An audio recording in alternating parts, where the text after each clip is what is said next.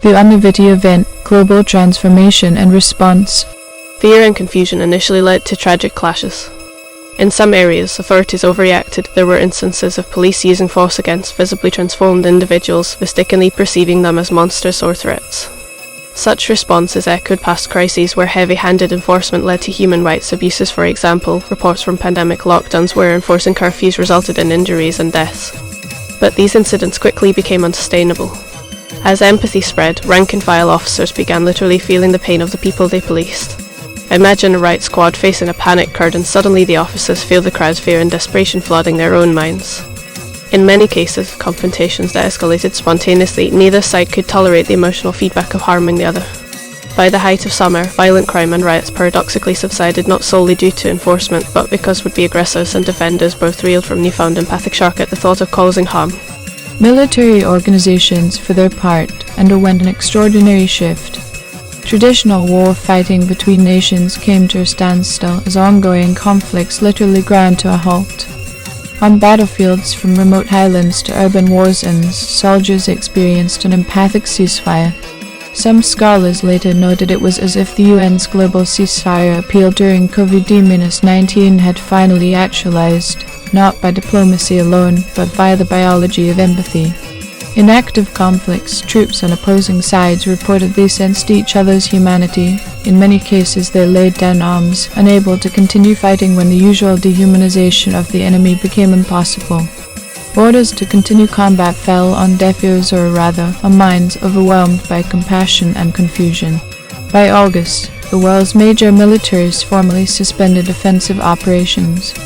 Generals and defense ministers repurposed their forces for disaster relief and stabilization efforts.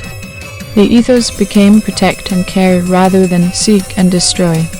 Military medics and engineers built camps to help those in dire straits. Naval ships ferried essential goods when commercial shipping failed. Air forces performed airdrops of supplies to remote regions. This was a logical expansion of the disaster response mission that many armed forces trained for, but on an unprecedented global scale. Within law enforcement, a parallel transformation unfolded. Police departments initially struggled to contain mass panic buying and looting flared up as people hoarded supplies, much as seen in the early pandemic when panic shoppers stripped grocery shelves of everything from bread to toilet paper. Yet as the empathic wave grew, communities began self-policing through mutual care. Neighbours formed local watch groups not to exclude or fight each other, but to support the vulnerable and scared. Many police officers found their roles changing from enforcers to mediators and social workers. By September, some officers reported that responding to disturbances involved more counselling than handcuffs, as citizens in distress needed guidance to cope with overwhelming mental sensations rather than criminal intent. The judicial system also hit post. Courtrooms emptied, many judges and lawyers simply stopped showing up as they too underwent change, and prisons faced a humane crisis how to handle inmates now experiencing profound empathic remorse or psychological turmoil from the event. In some places, low-risk offenders were released early. In others, prisons became quasi-hospitals for mental health support as aggression levels among inmates dropped precipitously. Perhaps most remarkably, by the final weeks of the event, a global security paradigm shift had occurred. Traditional militarized policing and international warfare had become not only morally untenable but practically obsolete in a telepathically open world. The emphasis for security institutions moved toward maintaining stability, facilitating adaptation, and preventing humanitarian catastrophes like famine or infrastructure collapse, rather than asserting power or quelling dissent.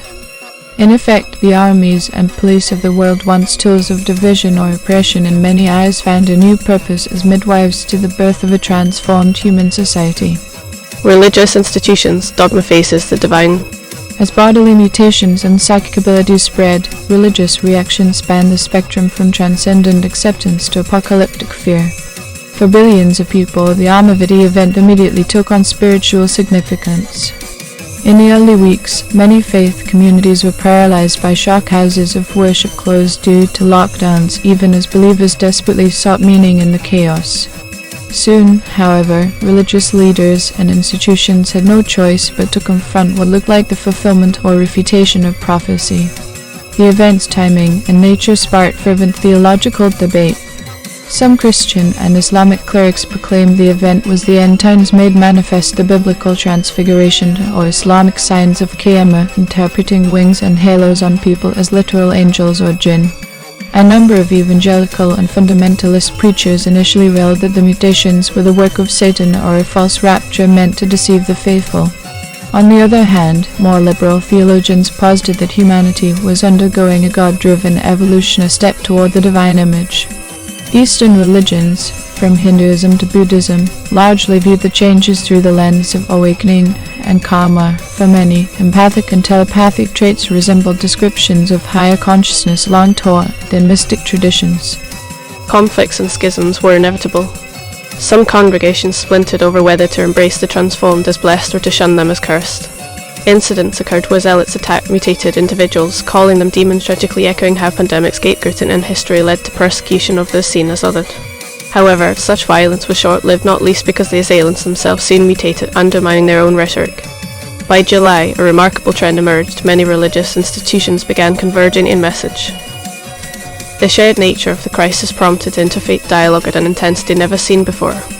Over video conferences and in writings, prominent figures, the Pope, the Dalai Lama, Grand Imams, chief rabbis, and others cautiously agreed that we are all in this together, under one creator. The Pope delivered an encyclical acknowledging that the event, while not predicted in scripture, could be seen as an act of divine providence to unite humankind and test our compassion.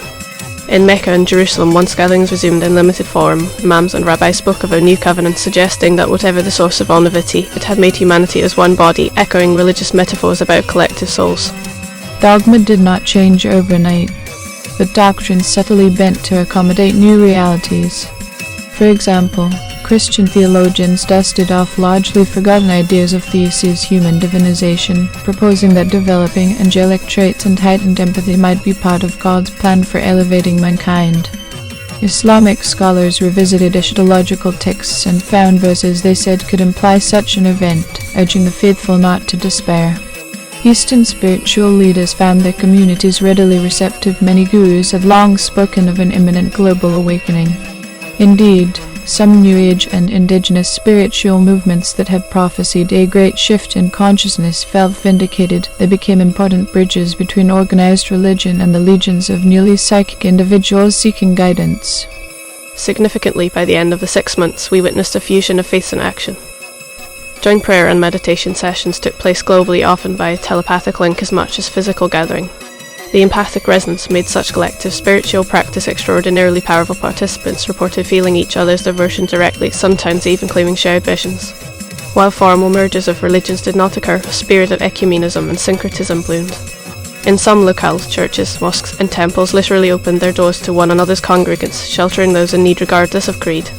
The practical necessities of the crisis, feeding the hungry, comforting the fearful, took precedence over theological disputes. As one rabbi put it, we are all seeing the same miracle or trial through different eyes. Of course, some religious factions persisted in resistance. A minority of hardline groups retreated into isolation, convinced the Omnivitae traits were a final temptation before the real salvation. A few cults carried out tragic mass suicides, echoing past apocalyptic cult behaviors, unwilling to live in what they deemed a corrupted world. But these were exceptions. The broad narrative was one of religious reformation through inclusion. By November, a preliminary council of major faith leaders, humorously dubbed by media as the Council of Wings, convened virtually and telepathically to discuss a unified moral response to guide humanity. In it, they acknowledged that all doctrines had to adjust to a reality where human nature itself had expanded. They took comfort in historical precedent. Religions have survived paradigm-shattering discoveries before. For instance, when heliocentrism and the existence of entire New World continents challenged church teachings, the faiths eventually adapted. Likewise, the Council declared faith would endure this upheaval by finding the divine within it. This marked the beginning of a profound theological evolution. Scriptures reinterpreted for a species that could literally feel their neighbors' suffering and hear each other's thoughts. In short, the Omnivitae Event forced religions to either transcend all dogmas or fade, and in most cases, they chose transcendence, ushering in an era of spiritual unity that complemented the emerging global secular governance. Introduction: a 6-month metamorphosis. Economic upheaval, collapse of markets, and the seeds of a new economy. The global economy experienced a whiplash collapse in the wake of the Omnivitae Event, followed by radical reinvention. In the initial months, financial markets effectively disintegrated. Stock exchanges, already jittery from geopolitical tensions, went into freefall as soon as reports of unexplained mutations spread beyond a single region. By late May 2025, exchanges from New York to Tokyo had suspended trading repeatedly to stem historic crashes. Investors had no precedent for pricing a scenario in which human labor, consumer behavior, and even basic needs might fundamentally change within months. The shock easily outstripped the panic of the 2008 financial crisis or the 2020 pandemic. For context, the COVID-19 pandemic triggered the sharpest economic downturn since the Great Depression, with global GDP contracting about 3% in 2020. Omnivitae Event's impact made that look minor. By June, the world economy had in effect hit the off switch. Major industries ground to a halt, factories idled as workers either fell ill with transformation symptoms or simply abandoned their posts, airlines and transport companies ceased operations amid travel bans, while demand plummeted as commuting and shipping waned. Global supply chains, already strained in recent years, snapped entirely, exposing how vulnerable just-in-time trade networks were when faced with truly unprecedented disruption. Commerce as we knew it collapsed. Currencies saw wild volatility. The US dollar initially surged as a safe haven, then sharply declined as confidence in any one nation's stability wavered. By July, foreign exchange trading became almost irrelevant. Nations began imposing capital controls to prevent total currency free fall. Many central banks slashed interest rates to zero or negative, though traditional monetary policy had little effect on a populace more concerned with metamorphosis than mortgages. International trade largely ceased. Global exports in mid-2025 were a fraction of their usual volume. This mirrored how pandemic lockdowns temporarily froze trade flows, but on a grander scale, raising serious doubts about the future of globalization. Unemployment soared as companies shuttered, but interestingly, the concept of unemployment itself started losing meaning when everyone was preoccupied by the transformation. By August, in many places, money itself began to lose its relevance in daily life. When supermarkets ran out of food and banks shortened operating hours, communities reverted to barter and mutual aid. People traded goods, informally, a bag of rice for a few batteries, a first aid kit for some vegetables reminiscent of the underground economies that appear in every crisis. Indeed, observers noted this harkened back to how, for instance, ordinary people in Peru sustained an informal economy under hardship, or how mutual aid networks sprung up during COVID. The capitalist model of competition and profit maximization faced an existential threat from the new empathic reality. By September, even when markets reopened, behavior had fundamentally changed. The empathic resonance made ruthless profiteering or exploitation excruciatingly difficult. Corporate executives, now telepathically attuned to their workers and customers, found themselves overwhelmed by guilt if they tried to lay off staff or price gouge essential goods. Many corporations simply dissolved or were co-opted by their employees. In a stunning reversal, some billionaire owners literally handed over company control to collective staff management, admitting that their agreed receptors had been effectively repressed by empathic feedback. The global supply chain refocused on essentials: food, medicine, clean water, energy, with less essential production largely halted. Shortages were rampant in the short term, e.g., electronics, luxury goods, and automobiles became scarce, but there was also less demand for frivolities as people grappled with existential concerns. Notably, energy markets saw a drastic shift, with industry slowed and transport minimal, while demand cratered. Renewable energy usage actually rose in proportion as communities localized power generation. Amid the rubble of the old economy, seeds of a new economic order sprouted. By the final months of 2025, grassroots movements had established local commons-based systems. In many towns and city neighbourhoods, ad hoc councils managed distribution of food and supplies, essentially rationing based on need, a stark departure from market allocation by price. Empathy made hoarding socially untenable. Those with surpluses felt compelled sometimes by the palpable emotions of their hungry neighbours to share freely. One could say a form of gift economy emerged, guided by collective emotional intelligence. At the global level, some visionary economists and transform leaders started sketching outlines of what they dubbed empathic economics or quantum commons. They imagined a future system where currency might be backed not by gold or government fiat, but by trust and shared well-being. Though speculative, discussions arose about using telepathic consensus to allocate resources, essentially a real-time democratic planning of the economy powered by billions of connected minds. While such ideas were in infancy, immediate pragmatic steps were taken. The G20 meeting virtually agreed to freeze all international debt payments for 2025, acknowledging that no country could pay debts in this turmoil. There was also talk of creating a global digital currency for a post-event world, but it was tabled until the transformation completed, given the volatility. By November 2025, the global market capitalist system had not so much recovered as metamorphosed. The stock market indexes remained far below pre-event levels and largely irrelevant, but humanity did not descend into total anarchy. Instead, local cooperatives, supported by remnants of governments and guided by empathic solidarity, kept most people fed and sheltered. In some regions, alternative currencies or credit systems popped up. For instance, community time banks, where help rendered like nursing a sick neighbor or repairing a generator earned 1 credits redeemable for other goods and services. Trust became the new currency, enforced by telepathy. Cheating someone or reneging on promises now carried an unbearable stigma, since word and emotional proof of the wrongdoing would spread instantly through empathic networks. Global trade slowly resumed for critical needs, but was heavily coordinated by the emerging Global Council to ensure equitable distribution. In summary, the Omnivitae Event dealt a crushing short-term blow to the old economy, collapsed deeper than any in modern history, but also precipitated a profound reimagining of economic life. Capitalism, as a system predicated on individual competition, could not survive unaltered in a world of collective consciousness. In its place, by Sauva's end, we see the outlines of a more cooperative, needs-driven global economy. It is as if humanity underwent a forced reset of its economic operating system, aligning it more with empathy and sustainability than with growth at all costs. This transition was tumultuous and far from complete by late 2025, but it set the stage for a more equitable post-event world. Societal shifts, migration, behavior, and urban-rural realignment. The social fabric of human life was torn and rewoven during the 6-month event. Human migration patterns and population behavior changed in swift and unexpected ways as people reacted to the unfolding transformation. Initially, there was a wave of flight and instinctual attempt to escape the inescapable. In May and June, as rumours of certain areas having higher infection rates spread, many who could do so tried to flee cities for the countryside. This echoed the historical instinct during plagues. For example, in 2020 some urban residents left dense neighbourhoods because they feared contracting COVID-19. In medieval Europe, nobles fled plague-ridden cities to isolated manors. Now, families packed cars and sought remote cabins, believing the near or low population pockets might slow the mutations. This urban exodus was visible in real time. Highways out of major metros clogged until fuel ran out, and satellite images showed typical surges in rural population densities. However, unlike a localized disaster, no refuge truly existed.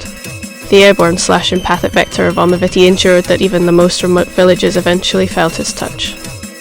Those who had left the cities often found that by the time they arrived in supposed sanctuaries, locals were already symptomatic or worse, that they themselves began to transform on the road. In some cases, rural communities, gripped by fear, tried to barricade themselves against incoming urban refugees, leading to tense standoffs. But empathic resonance undermined these standoffs too. Hostility quickly gave way to shared anxiety and reluctant cooperation as everyone realized everyone was in the same boat. Interestingly, after the initial flight, a reverse migration trend appeared. By late summer, as the transformations became widespread, many people returned or drifted back toward urban centers, not for jobs, those were largely gone, but for access to pooled resources and emergent support networks. Cities, despite their earlier chaos, became focal points for aid distribution, often coordinated by remaining authorities or new local committees. Moreover, the telepathic/empathic bond seemed to draw individuals together. Some felt a near spiritual pull to reconnect in population centers where the mental quest was strongest. Urban vs. rural life thus underwent a complex dance. Cities thinned out initially, then partially refilled. Those who remained in cities from the start often formed tight-knit community cells in apartment blocks or neighborhoods, helping each other through the frightening early mutation stages. These cells became nuclei of a new urban culture centered on collective living and emotional support, a stark contrast to the often fragmented pre-event city life.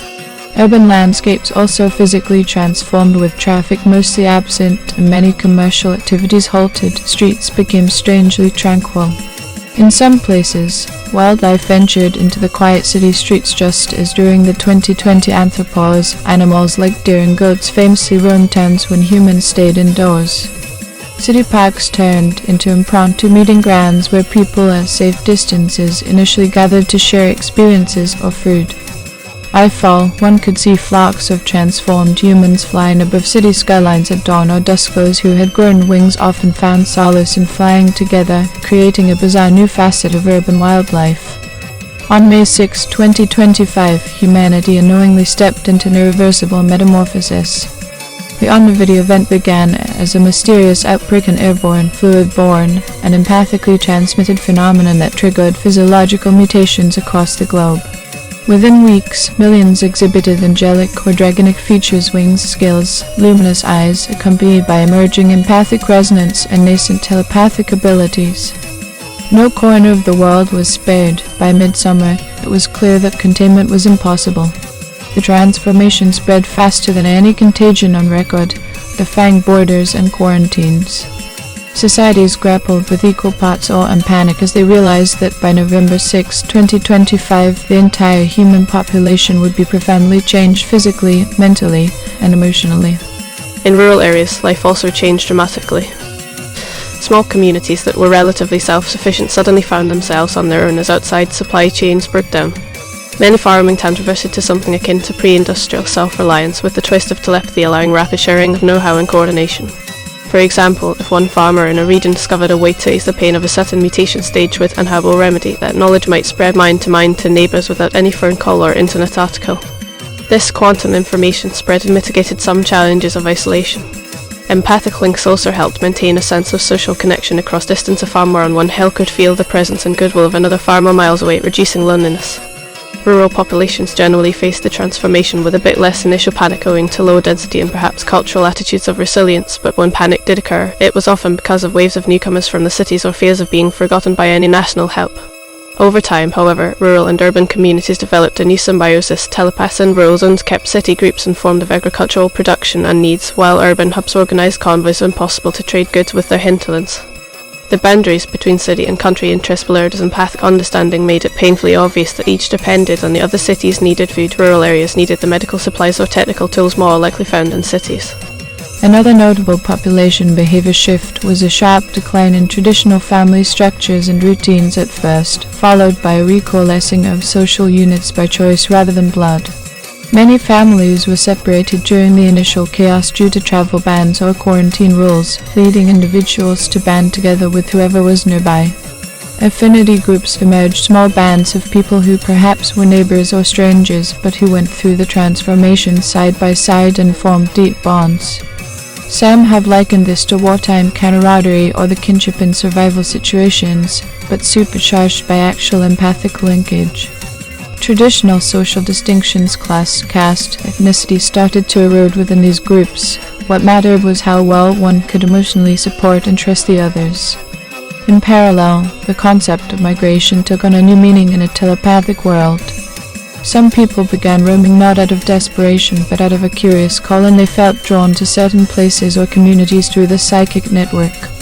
We saw the rise of empathic pilgrims. For instance, clusters of individuals independently journeyed to sites considered sacred or energetically significant like Jerusalem, Varanasi, Machu Picchu, or Stonehenge, believing these places could offer guidance or solace amid the upheaval. Such gatherings sometimes resulted in spontaneous multicultural communities that formed around these nodes, defying all geopolitical borders. By the end of the event, human geography had been altered. The strict division of nations and regions was softened by the continuous hum of telepathic communication connecting distant populations. Urban environments had proven both vulnerable and vital. While they suffered early breakdowns, they also became cradles of new social order and innovation. Rural areas reaffirmed their importance by sustaining the food supply and offering space for those seeking refuge, but they too modernized in a sense, as telepathy brought them into the immediate information loop of civilization.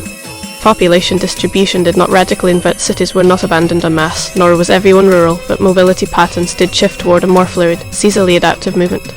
One could foresee that in post-event years, humans might live in more distributed yet networked settlements, spending part of time in larger hubs for collaboration and part in quieter areas for reflection, with telepathy bridging the gap. The crucial takeaway was that community size and location became less important than the quality of connection. Whether in a megacity high-rise or on a remote farm, people now experienced a shared mental landscape. In effect, humanity began to migrate from isolated social worlds to a single interconnected mental homeland, even as they physically remained dispersed across the planet. Toward planetary governance and telepathic consortia. By the final phase of the Omnivitae Event, it had become apparent that the old international order could not simply resume as before. With nation-states deeply shaken and traditional power structures loosening, unprecedented opportunity and necessity arose to rethink governance on a planetary scale. Over the 6 months, what started as ad hoc global cooperation and crisis response gradually solidified into something resembling a new world governance model. This evolution was not smooth or centrally planned. It was an organic outcome of billions of minds suddenly in far more direct communication than ever before. The emergence of telepathic consortia groups of individuals bonded by shared thought played a key role in this transformation. In the chaotic early weeks, telepathic ability was patchy and uncontrolled, but by late summer many people had learned to focus their cognitive links. Spontaneous telepathic forums formed, often among scientists, medical workers, or other experts across different countries who found they could directly exchange insights mind to mind, cutting through bureaucratic delays. For instance, virologists and neurologists from around the world created a mind-linked research collective to understand the biological mechanisms of the Omnivitae mutation, allowing real-time collaboration without need for translation or data servers. Similar consortia sprang up among groups like engineers working to keep power grids stable, or educators rethinking schooling for telepathic children. These were the seeds of post-national functional governance, people organizing by shared purpose across borders, essentially forming a global guild of minds for each critical domain. Traditional institutions, seeing the writing on the wall, began to adapt. The United Nations' General Assembly and agencies underwent a remarkable metamorphosis. After struggling with infighting earlier on, by August the UN leadership started integrating telepaths into their communication structure. Key meetings were held both via secure video link and via moderated telepathic group sessions. An anecdote often cited is that during one high-level UN crisis meeting, delegates suddenly fell silent as they all felt a wave of anguish and anger coming from millions of people suffering outside. It was as if humanity itself had a seat at the table. This catalyzed the diplomats to set aside rhetoric and actually coordinate tangible relief efforts. The UN, in effect, became more democratic in spirit than ever because officials could not easily ignore the global public's emotional voice resonating in their own heads. Likewise, regional bodies like the European Union or African Union saw their roles enhanced as bridging platforms. The EU, for example, fast-tracked the inclusion of neighbouring countries in information sharing, effectively behaving like a kernel of a broader continental governance. By October, conversations began about formalizing a planetary council.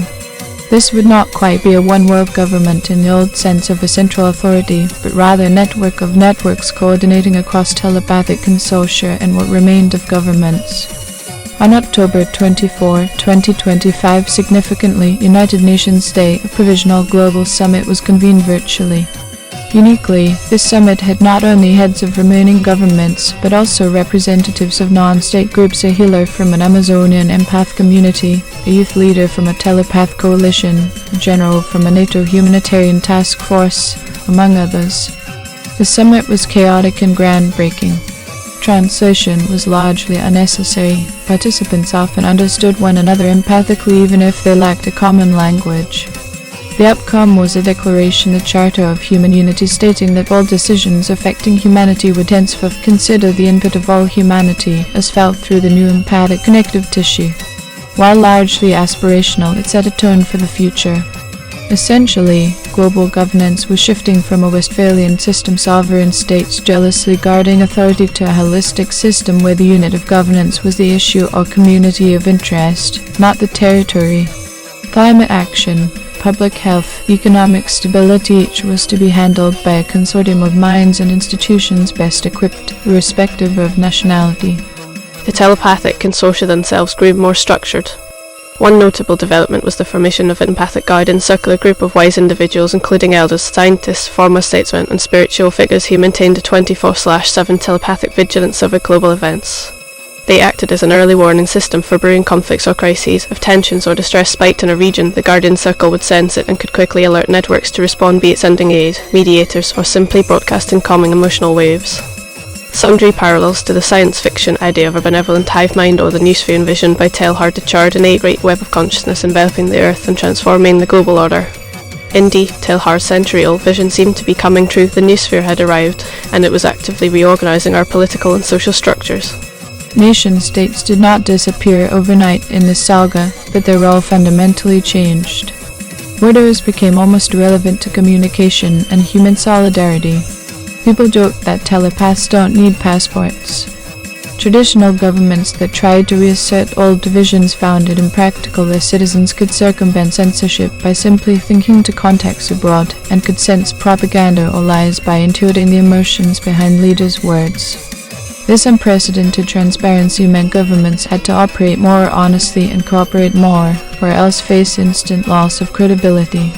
Some authoritarian regimes effectively crumbled as their leaders could no longer hide truths or rule by fear alone.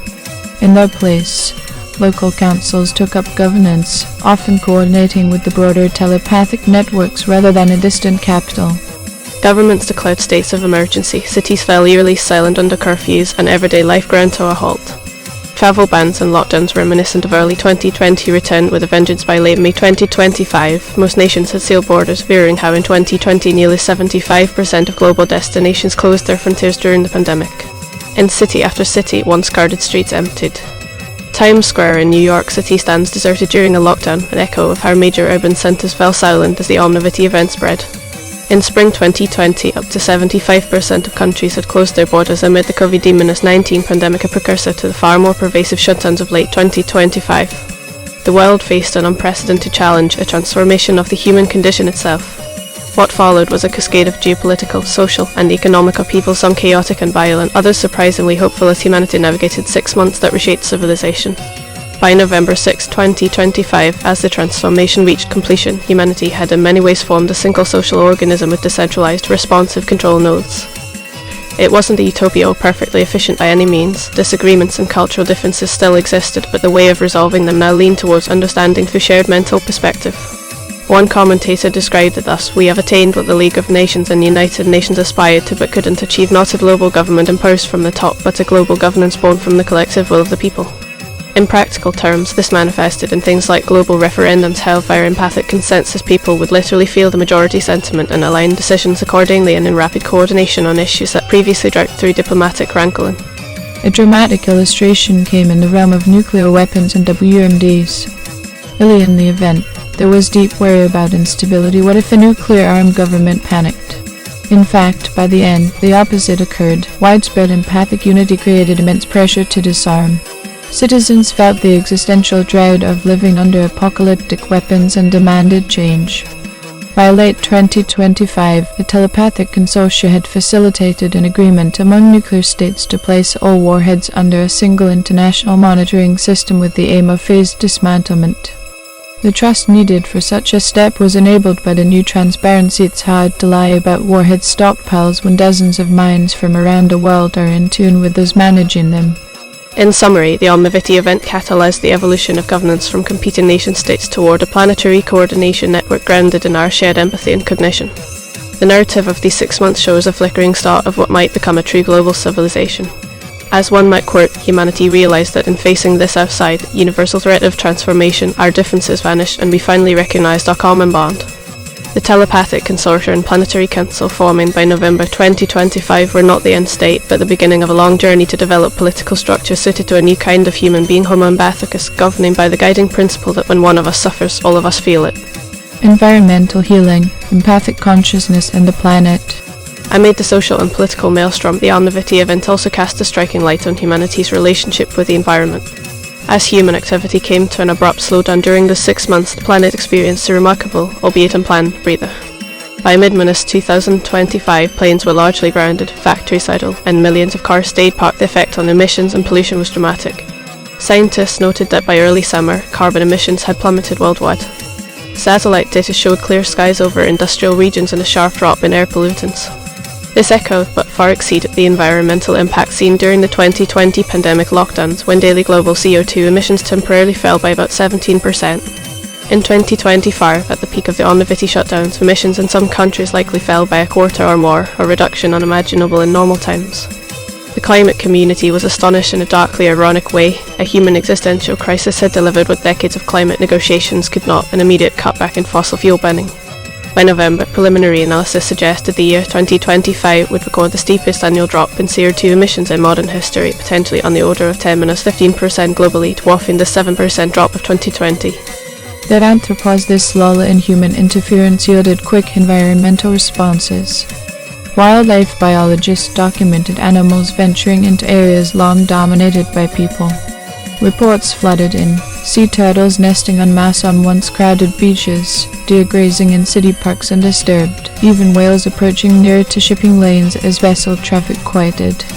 A global study later confirmed what many anecdotal observations suggested, with humans largely indoors or focused on survival.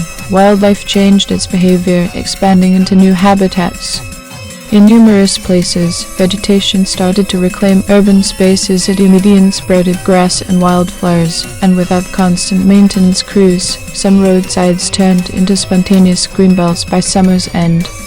The reduced pollution also had swift effects. Countries in South Asia saw the Himalayas visible from cities where smog usually hid them. In China, skies turned a shade of blue not seen in decades.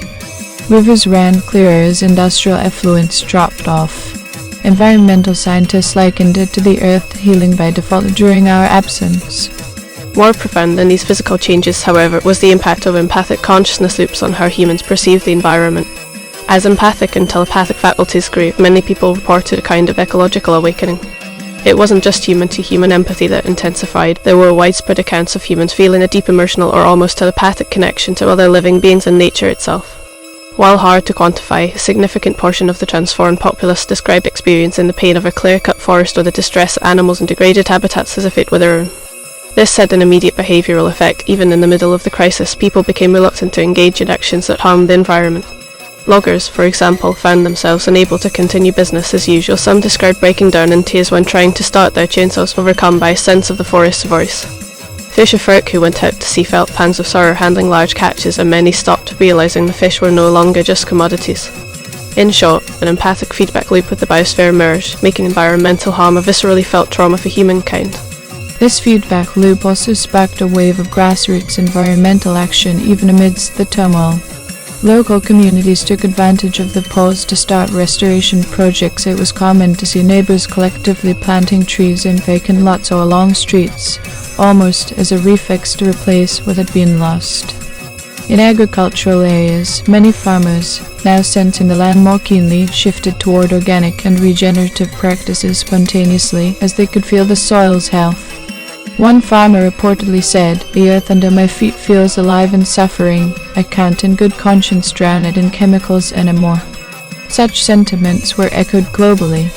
By the fall, various telepathic consortia devoted to environmental healing had formed, connecting ecologists, indigenous leaders, and everyday citizens who shared a passion for nature. These groups coordinated efforts like reforesting fire-ravaged areas, with volunteers showing up en masse as if drawn by an unseen signal, and cleaning urban waterways. Notably, because of empathic coordination, these actions were often remarkably efficient. For example, river cleanup might see hundreds of people wordlessly synchronizing their work, almost like ants in a colony, guided by shared intent rather than commands. At the policy level, whatever remained of governments also pivoted to an ecocentric stance.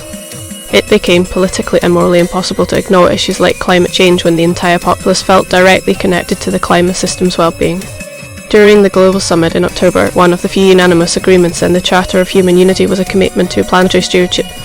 The Charter declared that Earth was a common home, and thus safeguarding its ecosystems was a sacred duty of the newly united human race. Skeptics who had previously denied climate science or resisted environmental regulations were an endangered breed. Now many of the loudest former critics had either undergone a change of heart as empathy hit, or lost their platforms when old media structures faltered. By November 2025, early indicators of climate and planetary healing were cautiously celebrated. Besides reduced emissions, data suggested that the ozone layer was recovering faster thanks to decreased industrial aerosol emissions, and some endangered wildlife populations showed signs of rebounding with reduced human pressure. While short-term gains can reverse if old habits return, the profound shift in consciousness promised that those old habits were gone.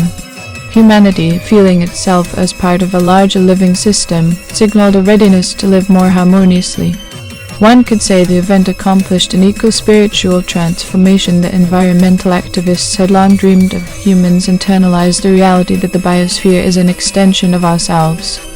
As Jeremy Rifkin once theorized, a biosphere consciousness, a collective affinity with the entire Earth, might be the only path to save our future. In a very real sense, the empathic nature of the Omnivitae transformation created exactly that, a global populace that could not only understand intellectually, but feel that hurting Earth hurts us all. National governments and global institutions collapse or reform. In concrete terms, plans were laid for a massive green recovery post-event. The Telepathic Planetary Council discussed deploying the idle workforce once stabilised in endeavours like replanting forests, building clean energy infrastructure, and regenerating depleted landscapes. With war budgets freed up since wars had ceased and many industries needing resources could be diverted to these projects. Enthusiasm for such work was high. Unlike in the past, there was little NIMBYism or partisan bickering. Communities around the world, aware of each other's needs and the planet's limits, overwhelmingly supported bold collective action for the environment. Some even started referring to Earth as our greater body, extending the empathy metaphor. It is crucial to note that this environmental silver lining came at the cost of immense human hardship during the event. No one would have chosen such chaos merely for a drop in emissions. Yet, by Saga's end, many found solace in the idea that nature itself had been an unseen ally through the crisis, offering moments of beauty and hope like clear skies and birdsong in silent cities when humanity most needed signs of resilience. The empathic loop between humanity and nature, once established, became a foundational pillar of the emerging new world. In the narrative sense, Earth itself was a character in this saga, one that endured our frenzy and, when we quieted, gently began to recover and even communicate. Conclusion, a new saga begins. By November 6, 2025, the Omnivitae Event had run its 6-month course, leaving not a single human life untouched. The world that emerged was starkly different from the one that had existed mere half a year before. Physically, humans now bore the literal marks of change wings, scales, altered senses, a tableau of mythical imagery come to life. Psychically and socially, we had been woven into a tighter tapestry of shared consciousness and empathy. The immediate aftermath was both hopeful and daunting. On one hand, many of the old nightmares of humanity, rampant war, violent crime, extreme inequality, environmental neglect had been alleviated as if a fever broke.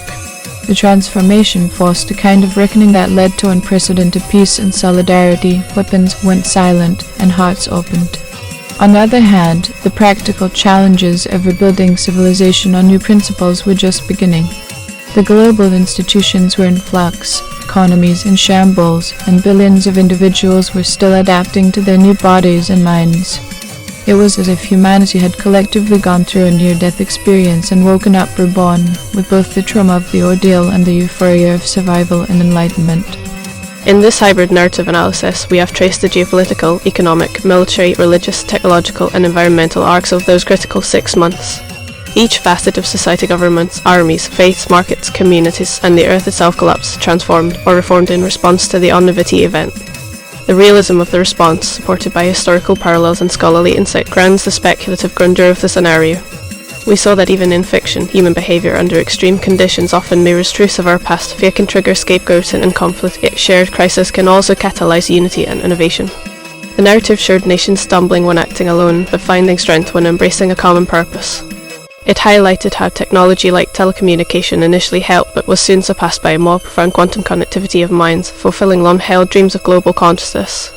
And critically, it underscored that empathy, once a moral ideal, became an actual tangible force, reshaping politics with leaders compelled to heed a global emotional consensus, economics with capitalism giving way to cooperation, and our bond with nature with humans feeling the planet's pulse as their own. The Unveiled event can be seen as a grand tipping point, a moment in a speculative saga where Homo sapiens evolved into something new and had to reinvent its civilization in real time. In blending academic realism with speculative fiction, this account does not shy away from the catastrophic breakdowns that would likely occur: the panic, the supply failures, the institutional paralysis. These are backed by real-world lessons, for instance, how quickly global trade and order freight during a far milder crisis like COVID-19, or how autocratic regimes falter when transparency rises. Yet it also projects how human resilience and adaptability could meet the challenge. History has shown that in periods of extreme upheaval, be it world wars or natural disasters, societies can undergo rapid normative shifts and emerge with new structures. Think of the creation of the UN after World War II, or social welfare systems after the Depression. The Omnivitae saga amplifies this to a global, species-wide scale. In conclusion, as the dust settled in late 2025, humanity stood at the dawn of a new era. The vinyl scenes might picture an assembly at what was once the United Nations headquarters, now repurposed as a humble meeting ground for the Planetary Council. Delegates no longer sit by country nameplates, but by councils of purpose: a circle for environment, a circle for peace, one for wellness, and so on, comprising humans of all appearances, winged scales, and otherwise and all backgrounds, linked by empathy. There is no gavel pending nor translation here, but discussion flows in a mosaic of voices and shared feelings. Outside, in the city streets, life resumes at a slower, more deliberate pace. Community gardens where parking lots used to be, people greeting each other with knowing smiles because they can sense goodwill inherently, children some with strange new eyes or tails playing without the weight of old prejudices. The sky is clear, and maybe a few silhouettes of human figures are seen aloft, testing newborn wings in the breeze above the skyline. This speculative saga ends on a cautiously optimistic note. The Omnivitae Event was a trial by fire that could have led to dystopia or extinction, but instead, through grace and the better angels of our nature quite literally manifesting, it led to a fragile but profound transformation of civilization. The world responded to an unimaginable global physiological and empathic upheaval by ultimately finding new forms of unity and purpose. In so doing, humanity affirmed a timeless lesson writ large, even in the face of cataclysmic change. Our capacity for adaptation, empathy, and cooperation can guide us to survive and even thrive beyond the old constraints into whatever comes next. Nation-states were immediately put under extreme stress. Initial government reactions framed the Omnivitae Event as a potential bioweapon or terror attack. Many leaders reflexively turned inward, emphasizing national survival over global coordination. This echoed the dynamics of the COVID-19 crisis, when international cooperation faltered and populist agendas hampered a unified response. Early on, geopolitical blame games proliferated. Conspiracy theories found fertile ground. Some factions accused rival nations or secret cabals of engineering the mutagen, while others claimed it was divine judgment. Borders that were already shut remained sealed as militaries enforced nationwide quarantines.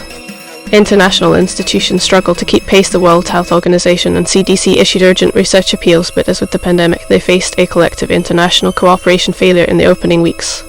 The United Nations Security Council convened in an emergency virtual session, only to see veto-wielding powers trading barbs instead of information.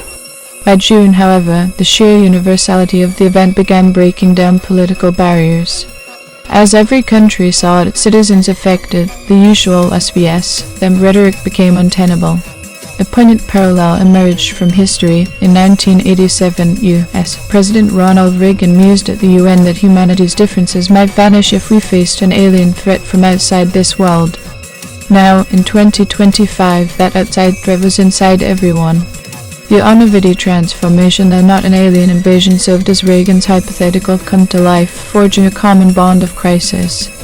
By late summer, some national governments collapsed under the strain, especially authoritarian regimes that tried to suppress information about the mutations. In rigid states, leaders who attempted cover-ups or draconian crackdowns lost legitimacy as their own populations and even security forces sprouted wings or scales. In more resilient democracies, governments initially wobbled but adapted by bringing scientists, spiritual leaders, and community representatives into emergency unity governments. Supranational bodies also morphed. The European Union invoked its mutual aid clauses, effectively centralizing resources to keep food and medicine flowing across member states. NATO, having studied pandemics as a security risk, moved beyond its military mandate, repurposing its logistics networks to deliver humanitarian aid and acting as a stabilizer in member countries facing panic.